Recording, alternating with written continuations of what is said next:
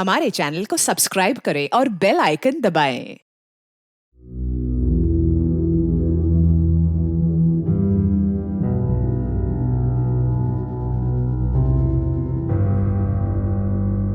उस दिन पहली बार मेरी नजर अशोक पर पड़ी। मेरी आंखों के कोने से मैं सब कुछ देख रही थी, समझ रही थी। शादी मेरी एक सहेली की थी। पूरी शादी के दौरान अशोक गोयल ने एक पल के लिए भी मुझ पर से नजर नहीं हटाई। हमारी दूसरी मुलाकात जया के घर हुई। जया मेरी सहेली है। जया का पति मुकेश है, अशोक का दोस्त मुकेश आठवले। एक्सपोर्ट कंपनियां? जी, शर्ट्स एक्सपोर्ट करती है हमारी कंपनी। साउथ कॉटन तिरुपुर से आते हैं, पूरी दुनिया में जाते हैं। मैं देखती हूँ।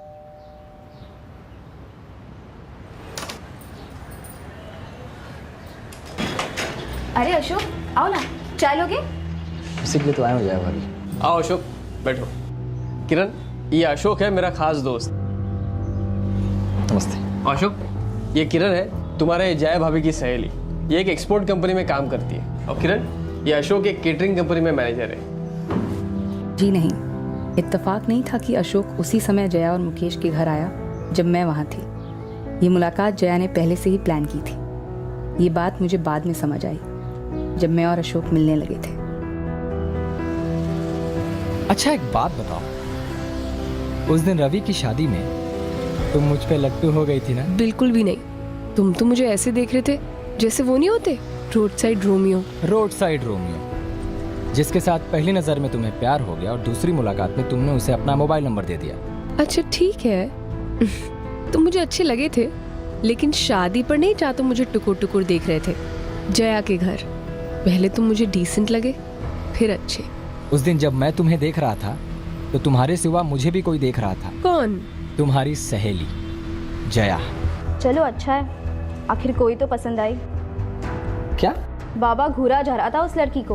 क्या जया भाभी, क्या बोल रही हैं आप? मैं किसी लड़की वड़की को नहीं घूम रहा था। वैसे उसकी शादी नहीं हुई है और कोई बॉयफ्रेंड भी नहीं है। आपको कैसे पता?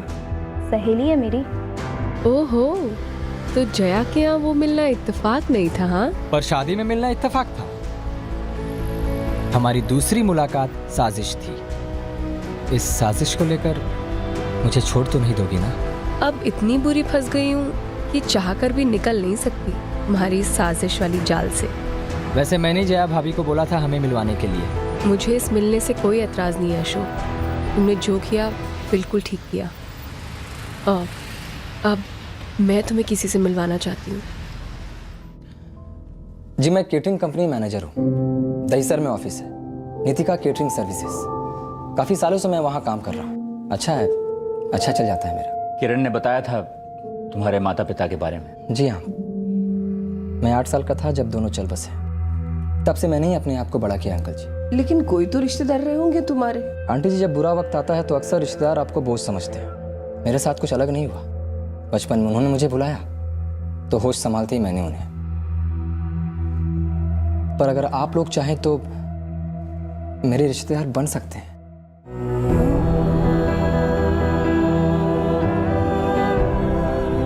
मुझे और मेरे माँ बाप को अशोक के अतीत पर शक करने का कोई कारण नजर नहीं आया, और उसकी मौजूदा सच्चाई तो हमारे सामने ही थी। लेकिन जब अशोक की सच्चाई ने हमें चूर चूर कर दिया, तब अशोक और मेरी शादी हो चुकी थी।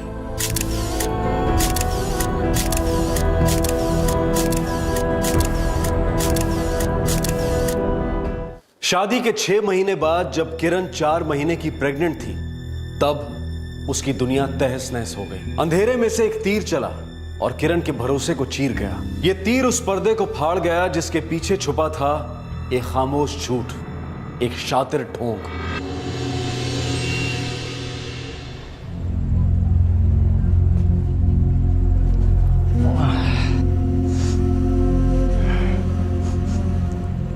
अरे यार किरण, एक ही बात कितनी बार बोलूं?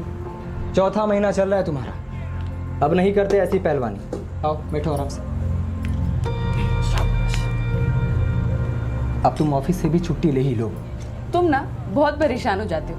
लोग 8वें महीने तक काम करते हैं, मैं आराम से 3-4 महीने और काम कर सकती हूँ। सिर्फ ऑफिस में जाकर पैसे कमाना काम नहीं होता, और मैं तो ठीक ठाक कमा ही रहा हूँ ना। तुम इस वक्त सिर्फ इसको संभालो। इस वक्त इससे बड़ा काम दुनिया में कोई नहीं है। और जरा सोचो क्या बोनस मिलेगा हमें।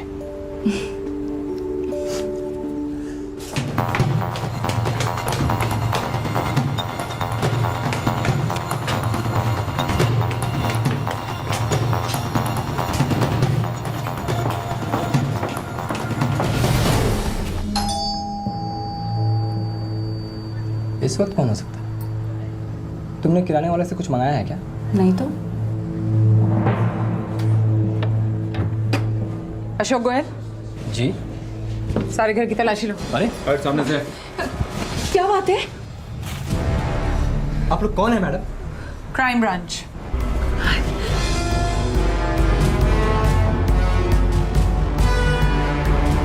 आप हमारे घर की तलाशी क्यों ले रही है मैडम? प्लीज मैडम, आप बोलेंगी भी। मैडम, गन मिल गया। अशोक, ये हमारे घर पे कैसे? वही तो मैं भी पूछ रहा हूँ किरण।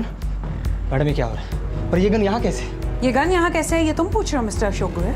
इतनी बुरी याददाश्त है तुम्हारी। कल रात की बात याद नहीं है जब ये गन तुमने खुद खरीदी थी? इसमें सिर्फ जोर है, शोर नहीं। अब्दुल उस्मानी, बंदूकें बेचने वाला, हमारी कस्टडी में है। हमने थोड़ा जोर आजमाया, उसने बड़ा शोर मचाया, और उस शोर की उपज तुम हो। आपको कोई गलतफहमी हुई होगी, ये झूठ है। मैडम, मेरे पति एक केटरिंग कंपनी में मैनेजर है। वो गन क्यों खरीदेंगे मैडम? वही तो हम जानना चाहते हैं, क्यों? मैडम जी, वो अब्दुल उस्मानी है, घोड़े बेचने वाला। उसने कल रात 2 इंपोर्टेड पीस बेचा है। किसे बेची गोविंद? नाम बता। अब वो तो नहीं पता मैडम जी, पर ये खबर पक्की है कि उसके 2 गन्स गए हैं।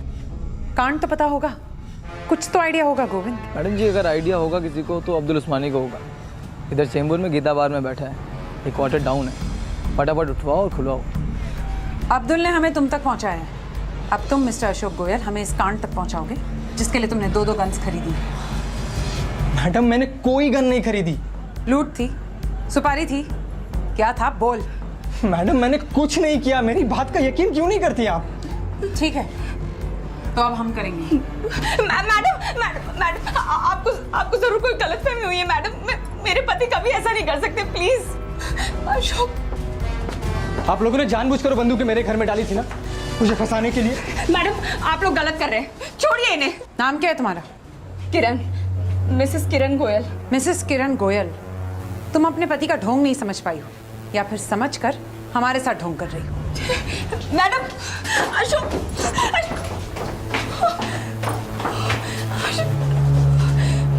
मैं भगवान की कसम खा रहा हूँ किरण, मैं झूठ नहीं बोल रहा। मुझे नहीं पता वो गन हमारे घर में कैसे आ गया। तो अशोक, ये लोग ऐसा क्यों बोल रहे हैं? भगवान ही जाने, कोई बहुत बड़ा झोल है। मैंने कोई गन वो नहीं खरीदी यार। मैडम, मैं गारंटी दे सकती हूँ अपने हस्बैंड की, जरूर आप लोगों की तरफ से कोई गलती हुई है मैडम। अच्छा, मैडम, लॉजिक लगाइए ना। जैसे मैंने आपको कहा था, नितिका केटरिंग में काम करने वाला आदमी गन क्यों खरीदेगा मैडम? मैडम, दूसरा भी कस्टडी में आ गया है। तुम मुकेश आठवले को तो जानती हो ना?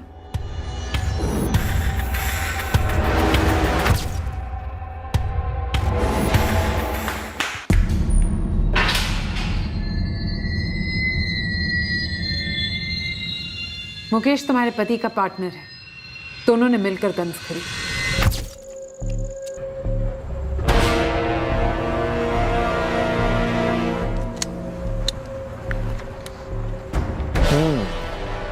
ये वाली। मेरा दिल भी इसी पे आया है। दिल की सुनिए जनाब, दिल की 2 ही पीस हैं ऐसे।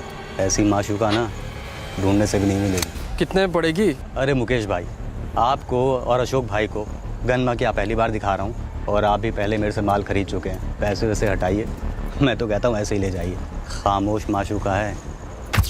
तुम्हारे पति अशोक और मुकेश ने मिलकर कई सारे जुर्म किए, लेकिन इस बार जुर्म करने से पहले ही हमने उन्हें धर लिया। ये तुम्हारे हस्बैंड के जुर्मों का चिट्ठा है। एक एक जुर्म को हमने अच्छी तरह से स्कैन किया और उसके बाद तुम्हारे घर पे रेड की।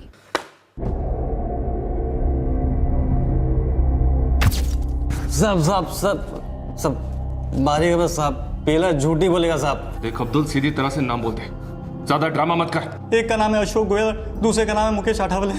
कौन है ये दोनों? पुराने चावल है मैडम, हिस्ट्री शीटर हैं दोनों।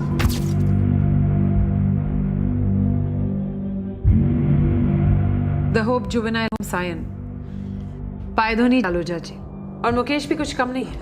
दोनों की दोस्ती जेल में ही हुई थी।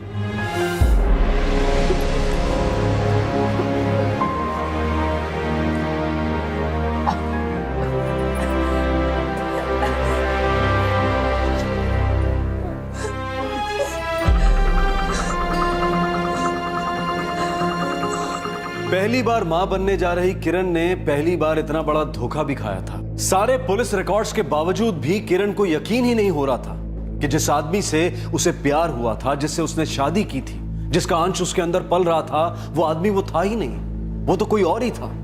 एक हिस्ट्री शीटर क्रिमिनल जिसका जुर्म से रिश्ता बचपन से जुड़ा हुआ था। 14 साल पहले 14 वर्षीय अशोक मध्य प्रदेश के रायसेन कस्बे से भागा था एक बेहतर जिंदगी का सपना पूरा करने। अशोक के हिसाब से बेहतर जिंदगी वो थी जहां काम कम से कम हो, पैसा ज्यादा से ज्यादा हो और रास्ता सबसे आसान हो। मुंबई पहुंचकर उसने काफी जल्दी समझ लिया था कि इस शहर में गुजारा करना बाएं हाथ का खेल है, पर अय्याशी के लिए बड़ा हाथ मारना पड़ेगा। साला टेबलों पर पोछा मार मार कर अपनी जिंदगी पोछे जैसी हो गई है। दीपक भाई, ये पोछे को फेंक कर अब हाथ मारने का टाइम आ गया है, बड़ा हाथ। पर दीपक भाई, पंकज भाई, पुलिस का क्या करेंगे? वो फिल्मों में कहते हैं ना, कानून के हाथ बड़े लंबे होते हैं। एक और डायलॉग होता है फिल्म में, जो डर गया वो मर गया। क्यों पंकज? एकदम ठीक कहा दीपक भाई। देख भाई अशोक, ये बड़ा हाथ इतना बड़ा होना चाहिए ना कि दुनिया इन हाथों में आ जाए और हम पुलिस के हाथ कभी ना आए। देख पंकज, ऐसा हाथ आसान कैच की तरह अपनी तरफ आ रहा है। सेठा निकल मायके जा रही है, मतलब अपना सेठ पूरा दिन बियर बार में चिपका बैठेगा। उनका लड़का चला जाएगा दोस्तों के साथ लौंडीबाजी करने। सेठ का घर और तिजोरी अपने लिए खुला मैदान है। आपको ये सब कैसे पता है दीपक भाई? सेठ का ड्राइवर अनवर बोला मेरे को, लूट का हिस्सा लेगा वो। बड़ा हाथ मारना है तो बड़े लोगों के छोटे लोगों से हाथ मिलाना बहुत ज़रूरी है मेरे भाई। आज की रात अपनी बड़ी रात है।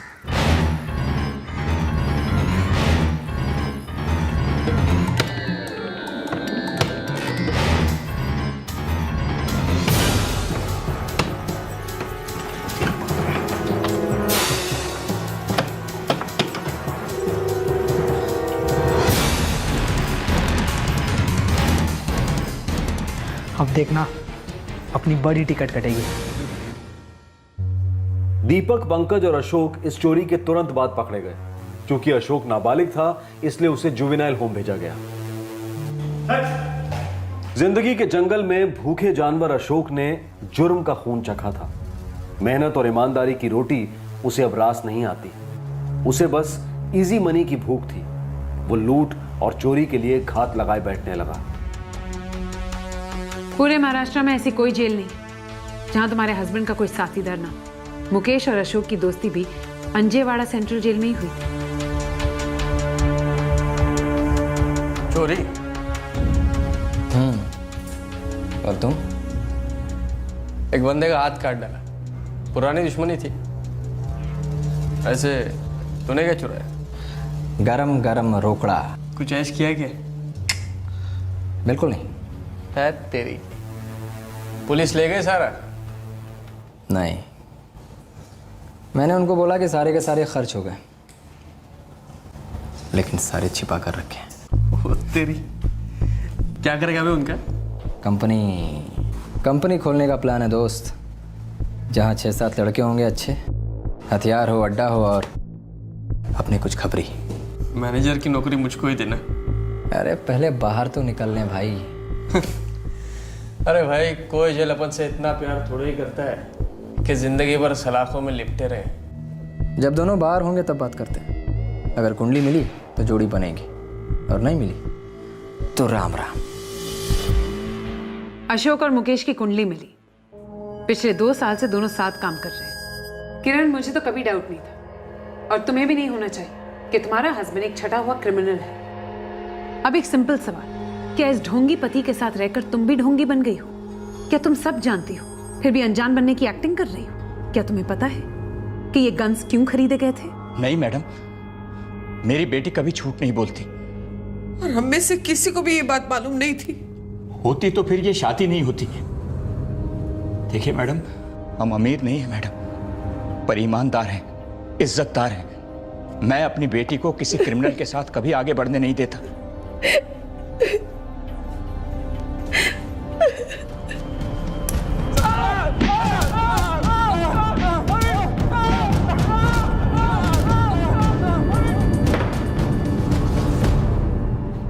देखो मुकेश, अशोक तुम्हारी बीवी का प्यार व्यार का मामला था, इसलिए तुम्हारा ढोंग उसके साथ चल गया, लेकिन मेरे साथ ऐसा कोई चांस नहीं है। इसलिए जितना जल्दी तुम अपना मुंह खोलोगे उतना कम हम तुम्हें खोलेंगे। अब बोल, क्यों खरीदे थे वो गन्स?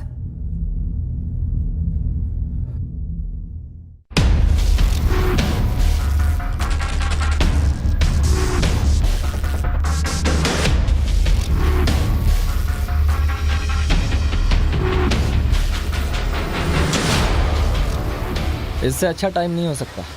सीसीटीवी का काम चालू है पर शुरू नहीं हुआ है। हम आराम से अंदर आ जा सकते हैं। वो तो ठीक है अशोक, लेकिन वो सिक्योरिटी वाला रात भर बैठा रहेगा, उसका क्या? जान का खतरा होगा तो बैठा ही रहेगा, 1 इंच तक नहीं हिलेगा। वो भी है। हम एक कहनों की दुकान लूटने वाले थे मैडम। वो बंदूकें सिर्फ डराने के लिए खरीदी थी सिक्योरिटी वाले को। अगर वो सिक्योरिटी वाला नहीं डरता तो क्या करते तुम दोनों? गोली नहीं चलाते मैडम। जब गोली नहीं चलानी थी तो असली बंदूकें क्यों खरीदी, वो भी लोडेड? तुम दोनों बिना पलक झपकाए उसे गोली मारते थे। और अगर साले ने हीरो बनने की कोशिश की तो वहीं ढेर करके जीरो कर देंगे। धाम धाम धाम, खेल खत्म, कोई सबूत नहीं मिलेगा। हाँ, लेकिन धाम धाम धाम सुनाई नहीं देना चाहिए ना, साइलेंसर वाले गन लेने होंगे। सावंत, जिस दुकान को लूटने का इनका प्लान था, इन दोनों को वहां ले जाओ। वहां आसपास के सीसीटीवी कैमरास की फुटेज चेक करो। जब ये दोनों मुआयना करने गए थे तो सीसीटीवी कैमरा ने इन्हें पकड़ा जरूर होगा। Yes ma'am. और हाँ, वो अब्दुल उस्मानी का स्टेटमेंट भी ले लेना। Yes ma'am. अशोक और मुकेश ने ज्वेलरी शॉप लूटने के प्लान को कबूल किया और उन्हें आर्म्स एक्ट के तहत गिरफ्तार किया गया। अब उन्हें कानून के सामने पेश किया जाने वाला था, लेकिन इन दोनों के लिए कानून का एक कटघरा नया नहीं था, लेकिन अशोक की पत्नी किरण के लिए यह सब कुछ नया था। किरण एक ऐसी असलियत का सामना कर रही थी जो उसने कभी सपने में भी नहीं देखी थी।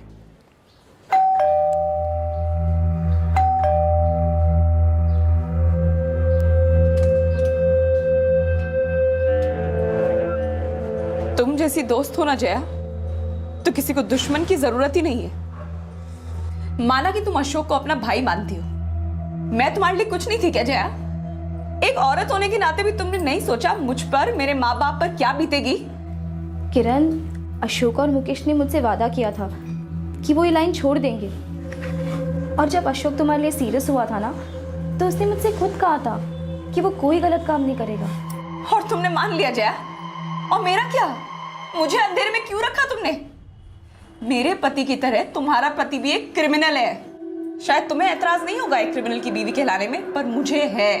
मेरा रिश्ता एक क्रिमिनल के साथ क्यों बंधवाया तुमने? किरण, अगर रिश्ते बनवाने की ताकत होती ना मुझ में, तो मैं अपने पति का जुर्म से कब का रिश्ता तुड़वा देती। अशोक का प्यार अगर एक तरफा होता तो मैं कभी बढ़ावा नहीं देती, पर प्यार तो तुम्हें भी हुआ था ना उससे। प्यार? जया, वो प्यार नहीं, मेरी जिंदगी की सबसे बड़ी गलती थी, जिसकी सजा मुझे जिंदगी भर भुगतनी पड़ेगी।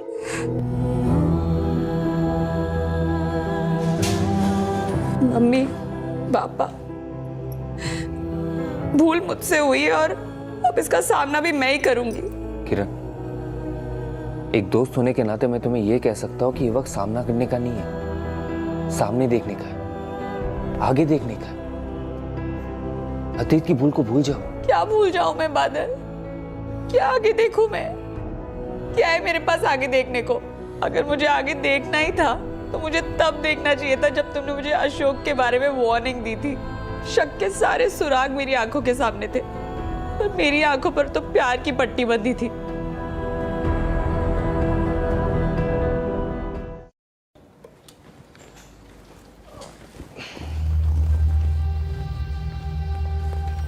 किरण, अब तुम मुझे सच्चा दोस्त मानती हो?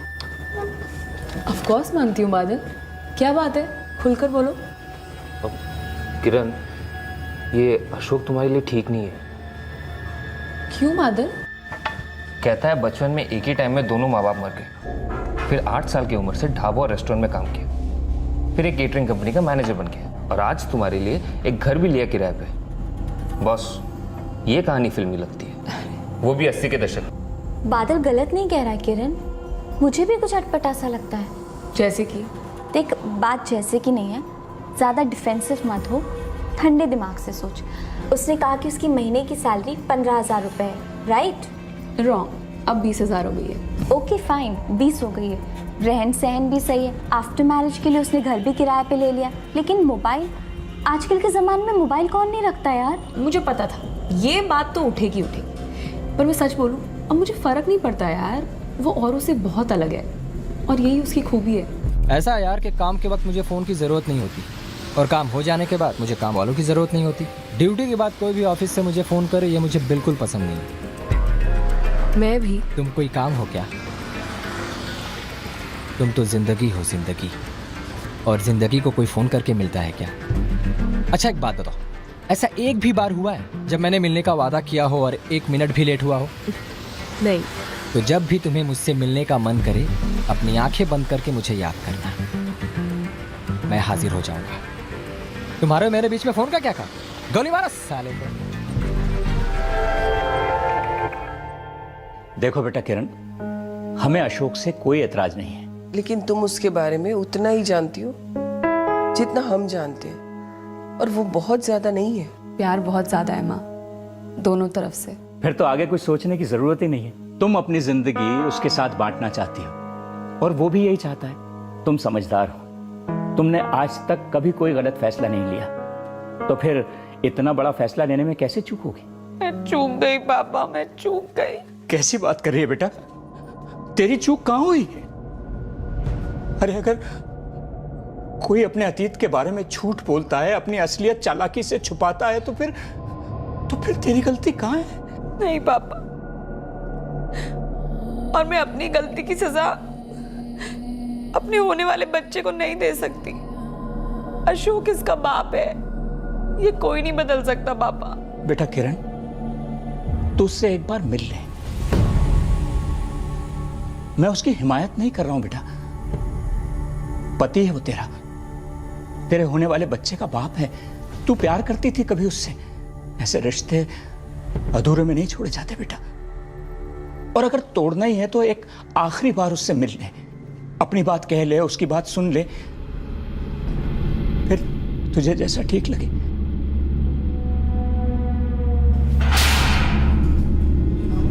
अशोक चलो।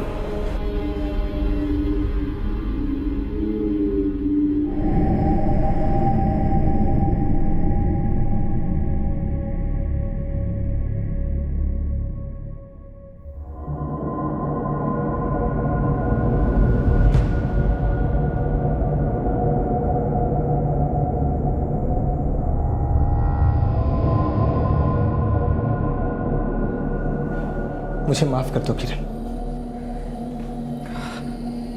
मैंने तुमसे झूठ बोला। मुझे हमारे लिए एक बेहतर जिंदगी चाहिए थी। झूठ, माफी भी झूठी अशोक। तुम सिर्फ एक चीज चाहते हो, वो है जुर्म करना। बचपन से जुर्म करते आए हो ना तुम, घर से भागे भी जुर्म करने के लिए। कितनी बार तुम्हें सजा हुई अशोक, फिर भी नहीं सुधरे तुम। मैं, हमारा बच्चा, कोई मायने नहीं रखता तुम्हारे लिए। छूना मत, छूना मत तुम मुझे अशोक। किरण, मैं तुम्हारा हर इल्जाम कबूल करता हूं, और मैं वादा करता हूं ये लाइन हमेशा के लिए छोड़ दूंगा। तुमने जुर्म छोड़ दिया तो क्या अशोक? तुम्हारे अतीत का क्या? मुझे नहीं कहलाना किसी क्रिमिनल की बीवी अशोक। मैं नहीं चाहती कोई मेरे बच्चे को बोले तेरा बाप क्रिमिनल है।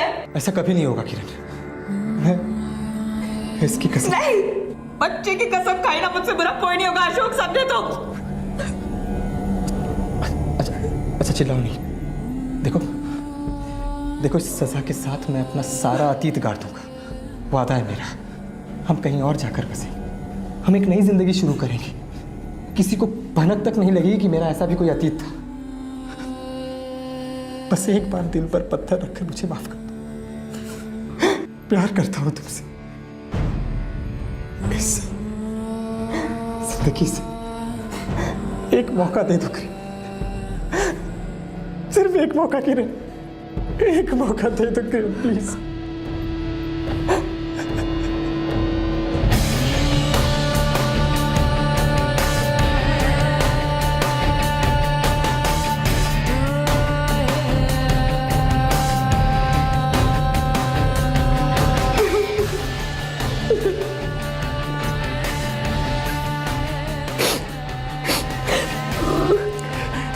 किरण मैं ये वादा कभी नहीं टूटने दूंगा। बस मेरी मदद कर रहा है तो अपने आप को सुधारने में और हमारी जिंदगी सुधारने में। मैं तुम्हें कभी निराश नहीं करूंगा।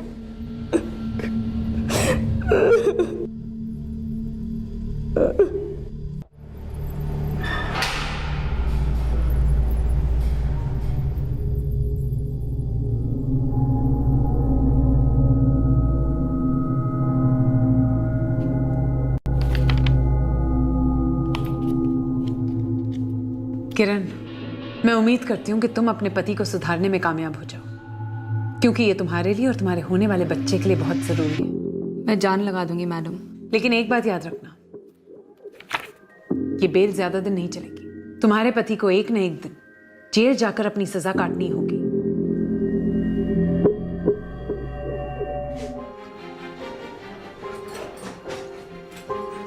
किरण अब तो बस करो यार, छठा महीना चल रहा है, मैं काम शुरू कर रहा हूं ना, वैसे आ जाएंगे। तुम काम शुरू करोगे और काम पर पैर जमाने से पहले ही तुम्हारी बेल खत्म हो जाएगी, और मुकदमे का नतीजा तो लगभग आ ही चुका है ना, तुम्हें जेल तो होकर ही रहेगी। ऐसे में मेरा जॉब छोड़ना बनता नहीं है अशोक, हम खाएंगे क्या?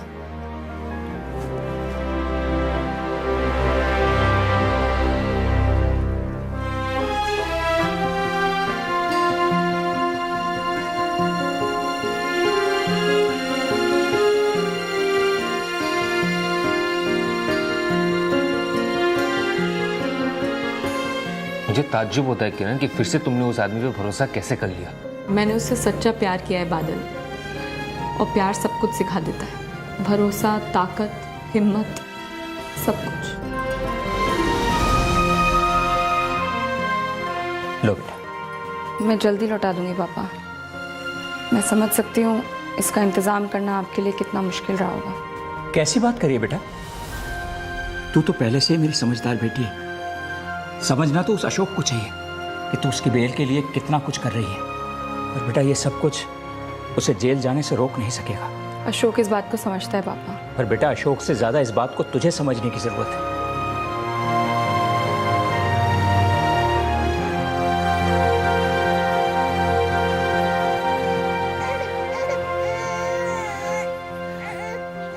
मैंने नाम सोचा है, राज कैसा रहेगा? सजा 1 साल की है।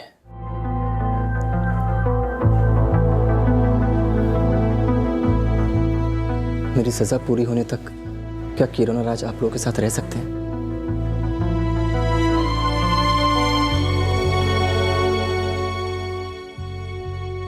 मेरे अंदर एक पत्नी थी, एक माँ थी जो अशोक को माफ नहीं कर पा रही थी, पर मेरे अंदर एक लड़की भी थी जिसका पहला प्यार था अशोक, और पहले प्यार को भुलाना मेरे लिए मुमकिन नहीं था।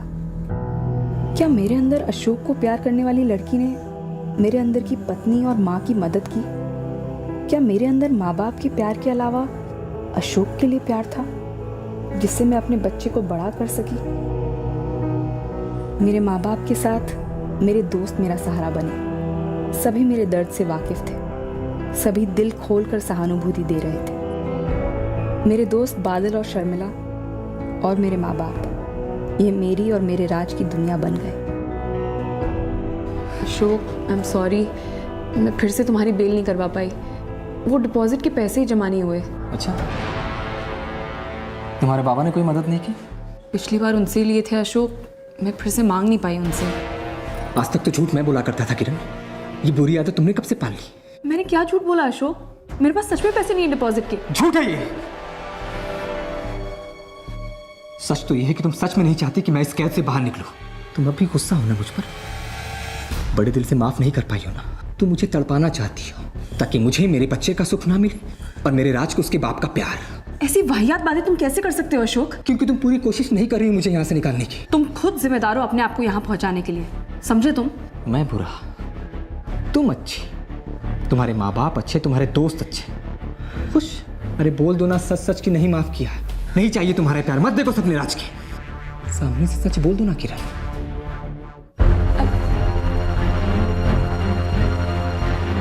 क्या अशोक और मेरे बीच पहले जैसा रिश्ता हो पाएगा?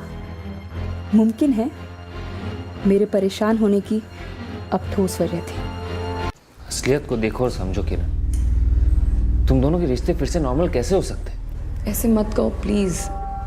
तुम्हें हर्ट करना या फिर तुम्हें डिप्रेस करना मेरा इंटेंशन नहीं है, पर सोचो उसकी रिहाई के लिए अभी काफी वक्त है। तुम कितनी बार बेल एप्लीकेशन मांगती रहोगी? बेल फ्री तो नहीं होती, सस्ती भी नहीं होती।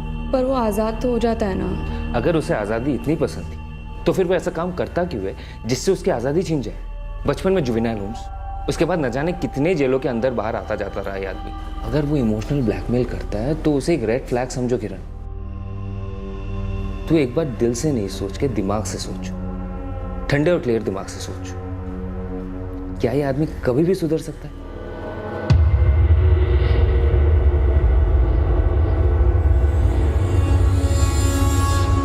नहीं, मुंह में नहीं चलते, नहीं चलते। राजा बेटा मेरा, आजा आजा आजा। देखो देखो बेटा।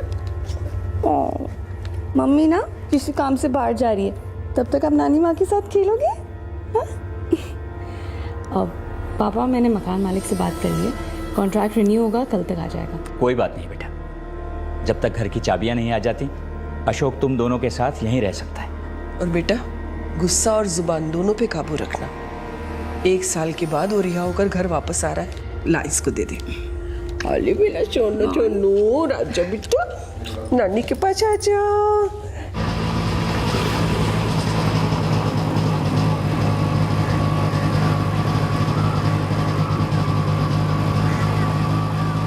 पिछले महीने एक बार भी मिलने नहीं आई तुम। बहुत काम था अशोक, और फिर आज भी बड़ा हो रहा है।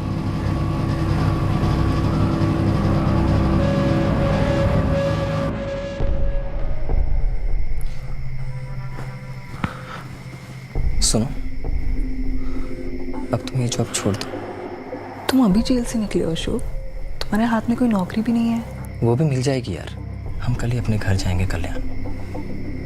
मैं अब तुम दोनों की देखभाल करूंगा। एक बार तुम्हें ढंग की नौकरी मिल जाए, 2-4 महीने सेट हो जाओ तुम नई जॉब पर, फिर सोचूंगी जॉब छोड़ने के बारे में। अरे यार, ऐसा भी क्या है वहाँ पे? वहाँ लोगों के एहसान है मुझ पर अशोक।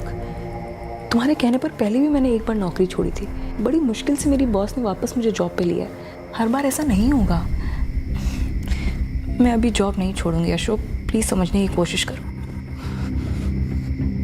मजा आता ना तुम्हें मुझ पे एहसान जताने का, लोगों की मेहरबानियां गिनवाने का? तुम पर एहसान, मुझ पर भी एहसान है अशोक। और किसको मजा आता है एहसान लेने में? एक सिंपल सी प्रैक्टिकल सी बात है, तुम समझ ही नहीं रहे हो अशोक। मुझे जॉब करना है सिर्फ तुम्हें पक्की नौकरी मिलने तक। एक बार तुम्हें ढंग की नौकरी मिल जाए, मैं खुद सामने से इस्तीफा दूंगी और फुल टाइम राज की देखभाल करूंगी।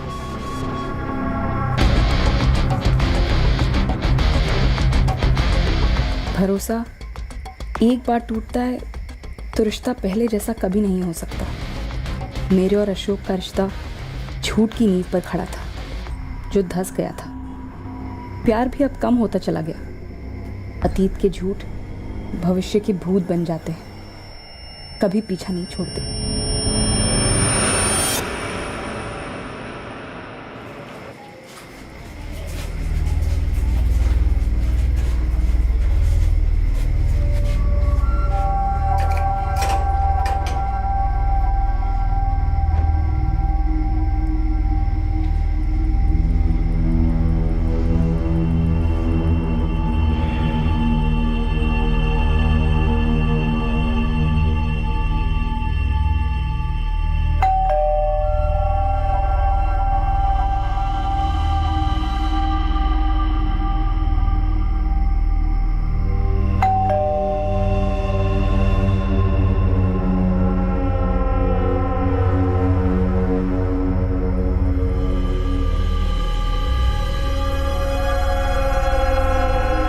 किरण कहाँ है अशोक? कहाँ है का क्या मतलब? मुझे क्या मालूम होगा कहाँ है वो? किरण कल दोपहर को घर से निकली थी, तभी से उसका फोन ऑफ है। रात भर से घर लौटी नहीं है वो। माँ, मैं अपने फ्रेंड से मिलने वाली हूँ। उसके साथ कल्याण जाऊंगी और फिर रात को उसी के घर रुक जाऊंगी। कल सुबह लौटूंगी। हाँ, लेकिन बेटा कौन से दोस्त से मिलने जा रही हो? है एक माँ, चलती हूँ। ठीक है बेटा, अपना ख्याल रखना। किरण ने कहा था कि वो कल्याण जा रही है। मैं क्या अकेले रहता हूँ कल्याण में? तुम्हारे पास नहीं आई तो फिर कहाँ गई? मैं क्या जानूँ, मुझे तो ये भी नहीं मालूम था कि वो यहाँ आ रही है। आखिर गई कहाँ वो? देखिए, जहाँ भी गई हो उसे ढूंढना तो पड़ेगा ही। हमें फौरन पुलिस के पास जाना चाहिए। रात भर से बाहर रही है वो और उसका फोन भी ऑफ है।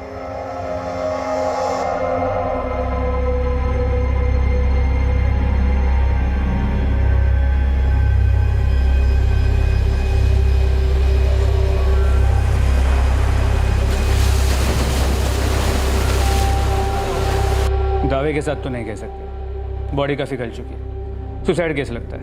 नहीं तो फिर वो बॉडी किसी और की होगी।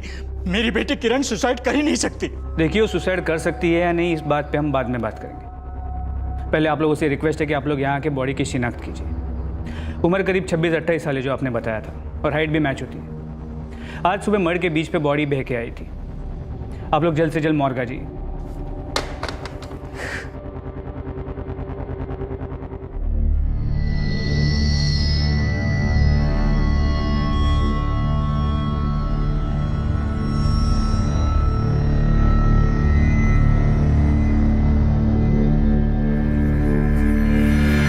आर्म्स पोजेशन के जुर्म में 1 साल सजा काटने के बाद हैबिचुअल ऑफेंडर और हिस्ट्री शीटर अशोक गोयल रिहा हुआ था।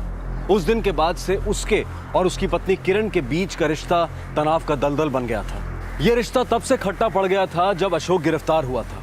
किरण को भनक तक नहीं थी कि अशोक एक क्रिमिनल है। अशोक ने बड़ी चालाकी से अपनी पूरी क्रिमिनल हिस्ट्री किरण से छुपा कर रखी थी। किरण अपने आप को अशोक से अलग नहीं कर पाई। वो उससे प्यार करती थी और इस असलियत को कबूल ही नहीं कर पा रही थी। और फिर एक दिन किरण गायब हो गई। वो अपने माता पिता के घर से उसी एरिया के लिए निकली थी जहां अशोक का घर था। उसके माता पिता को लगा कि वो अशोक से मिलने गई होगी, लेकिन अशोक का कहना था कि वो उससे मिला ही नहीं। और अब 3 दिन बाद एक लाश मिली थी। हुलिया किरण से मैच कर रहा था और पुलिस को शक था कि ये शायद किरण की ही लाश है। फर्स्ट पोस्टमार्टम रिपोर्ट के बाद पुलिस को ये एक सुसाइड का केस लग रहा था, लेकिन क्या किरण सुसाइड करने वाली पर्सनैलिटी थी? क्या ऐसे कोई हालात पैदा हुए थे? कहां थी किरण? क्या हुआ था उसके साथ और क्यों? आपसे फिर मुलाकात होगी क्राइम पेट्रोल सतर्क में। तब तक अपना ख्याल रखें, सुरक्षित रहें और याद रखें, बिना सिद्धांत के फर्ज अदा नहीं होता। सही वक्त, सही कदम, सतर्क रहें। जय Hind. For more updates, subscribe to our channel, click the show links and enjoy watching the videos.